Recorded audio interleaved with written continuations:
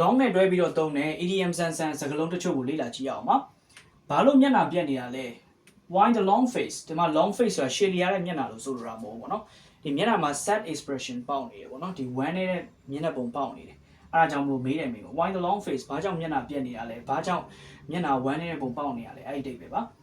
ဒါကငါတို့ရေရှည်လုံးရမယ့်အလုပ်ပဲအဲ့လိုမျိုးဒီရေရှည်စူးစမ်းရမယ့်အလုပ်ရေရှည်အားသွန်ခွန်ဆိုင်လုံးရမယ့်အလုပ်ကို a long haul အဲ့လိုခေါ်တယ်ပေါ့နော် it is a long haul အဲ့လိုသုံးကြတယ်မင်းရဲ့အင်္ဂလိပ်စာတိုးတက်လာပါတယ်ဒါပေမဲ့ထပ်ပြီးတော့တိုးတက်အောင်အများကြီးဆက်လုပ်ဖို့လိုသေးတယ် Your English has improved but you have a long way to go ဒီမှာ a long way to go ဆိုတာက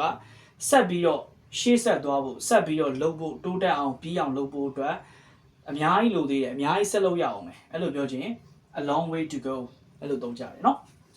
ဒါကအောင်မြင်နိုင်ခြင်းနည်းတဲ့အရာပဲဒါပေမဲ့စူးစမ်းကြည့်အောင်စမ်းကြည့်အောင်အဲ့လိုဆို it is a long shot but let's give it a try okay a long shot ဆိုတာကအောင်မြင်နိုင်ခြင်းနည်းတဲ့အရာလို့အဓိပ္ပာယ်ရတယ်ပေါ့နော်ပြောရရင်တော့အရှည်ကြီးပဲဟေးအဲ့လိုဆိုရင် it is a long story a long story ဆိုတာတကယ်ပုံမြင်အရှည်ကြီးလို့ပြောချင်တာမဟုတ်ပေါ့နော်ဒီမှာတစ်ခုခုရှင်းပြရမှာအရှည်ကြီးပဲအဲ့ဒီအဓိပ္ပာယ်ပြောချင်တာပါငါတို့ရေရှည်ကိုကြည့်ဖို့လိုတယ်we need to take the long view okay အတွဲလိုက်မဲ့ပဲဆို take the long view ဆိုရင်ရေရှည်ကိုကြည့်တယ်လို့အဓိပ္ပာယ်ရတယ်ဒီမှာ the long view ဆိုတာကရေရှည်လို့အဓိပ္ပာယ်ရတယ်ပေါ့နော်